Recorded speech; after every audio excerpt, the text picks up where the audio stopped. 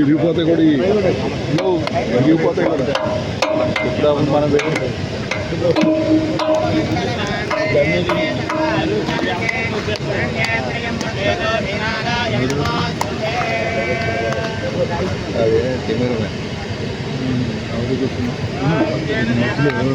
కూడా ఇప్పుడే మనం ప్రారంభించుకోవడం ద్వారా అది కూడా దగ్గర ఒక 875 మరి 1000 క్యూసెక్కుల వరకు కూడా దాన్ని కూడా నీటిని పంప్ చేసుకుని అక్కడ కూడా 1,50,000 ఎకరాల వరకు కూడా అక్కడ కూడా సాగునీరు అందించేటువంటి కార్యక్రమాన్ని కూడా ఈరోజు ప్రారంభించుకోవడం జరిగింది.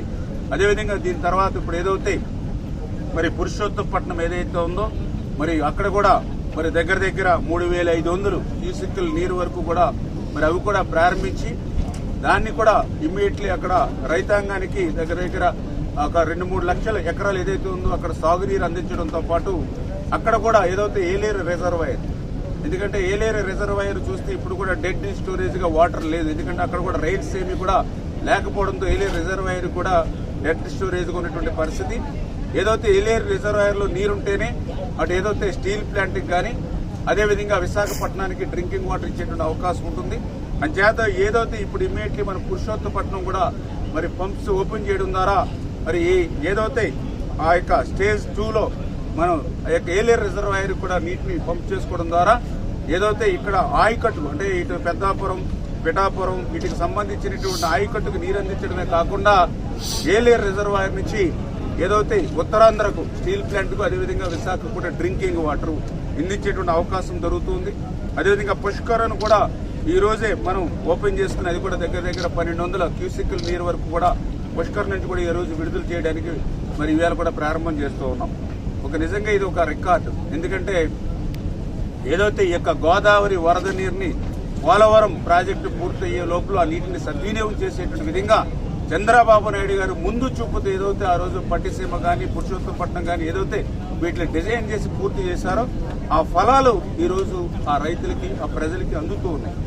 ఈవేళ ఒక్క చుక్క నీరు కూడా విడుదల కాకూడదని ఫ్లడ్ మేనేజ్మెంట్ ని కరెక్ట్ గా అసెస్ చేసి, అంటే ఈవేళ ఫ్లడ్ వస్తుందంటే ఈ నిమిషంలోనే కాదు, 1 డే బిఫోరే మనం భద్రాచలంలో రీడింగ్ ఎంత ఉంది, రేపటికి పోలవరంకి ఎంత వస్తుంది, ధవళేశ్వరంకి ఎంత ఏదైతే మళ్ళీ మనం అవుట్ఫ్లో ఇవ్వగలుగుతాం అనేది ప్రతిదీ కూడా మా కలెక్టర్ గారు కానీ మా అధికారులు కానీ మేము కానీ సమన్వయంతో క్యాలిక్యులేట్ చేసుకుని వాటర్ మేనేజ్మెంట్ పర్ఫెక్ట్ గా చేయడం ద్వారా ఈవేళ 4 ఎత్తిపోతలు కూడా ఒక్కరోజు మేము ప్రారంభిస్తున్నామనంటే ఇది ఈ ప్రభుత్వంకి ఉన్నటువంటి ముందు చూపు సమర్థతకు చంద్రబాబు నాయుడు గారికి ఉన్నటువంటి సమర్థతకు ఇది ఒక నిదర్శనం అనే విషయాన్ని మరి ఈ సందర్భంగా తెలియజేసుకుంటూ పోలవరం ప్రాజెక్టు పూర్తయ్యేంత వరకు కూడా ఆ ప్రజలు రైతులు యొక్క క్షేమాన్ని దృష్టిలో పెట్టుకుని పనిచేస్తున్నామనే విషయాన్ని మరొకసారి మీ ద్వారా అందరికీ కూడా తెలియజేసుకుంటూ, అదేవిధంగా ఈరోజు పోలవరం ప్రాజెక్టు నిజంగా ఆ పోలవరం ప్రాజెక్టుని విధ్వంసం చేసినటువంటి వ్యక్తులు, పోలవరం ప్రాజెక్టుని నాశనం చేసినటువంటి వ్యక్తులు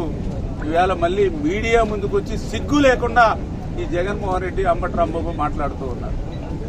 అంటే నాకు అనిపించింది ఏదైతే తండ్రిని హత్య చేసినటువంటి వాడే మరి న్యాయస్థానం బోన్లో నిలబడి తండ్రి లేనిటువంటి బిడ్డను నాకు క్షమాభిక్షణ పెట్టండి అని వేడుకున్నట్లుగా ఆ ఏదైతే పోలవరాన్ని ముంచేసిన వాడు, ఆ పోలవరాన్ని విధ్వంసం చేసిన వాడే ఈరోజు పోలవరం గురించి మీడియా ముందుకు వచ్చి మాట్లాడుతున్నటువంటి సిగ్గుండాలని అడుగుతూ ఉన్నా ఈ యొక్క అంబటి రాంబాబుకి జగన్మోహన్ రెడ్డి సూటిగా ప్రశ్నిస్తూ ఉన్నాం. ఏదైతే ఆ రోజు 2019లో మీరు అధికారంలోకి వచ్చిన తర్వాత ఇక్కడ పనిచేసేటువంటి ఏజెన్సీల్ని రద్దు చేసినటువంటి మాట వాస్తవమా కాదా?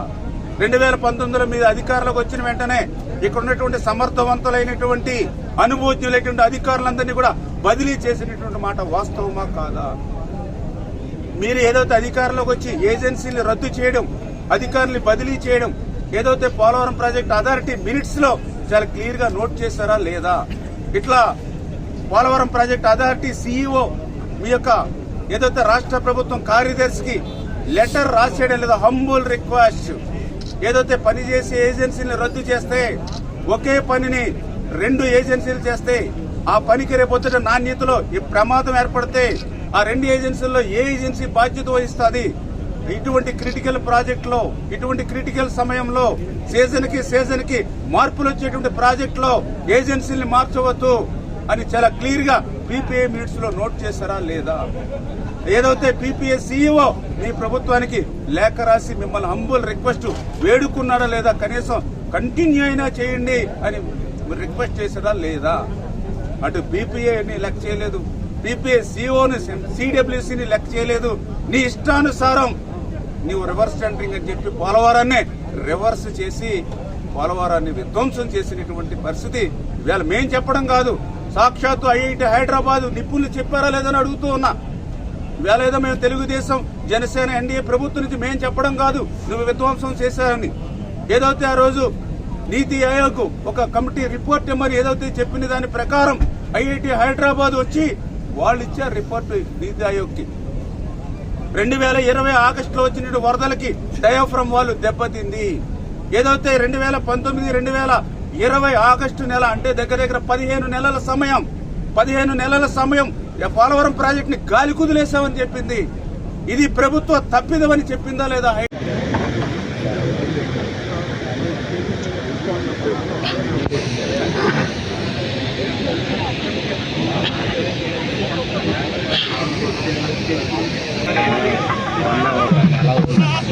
నేను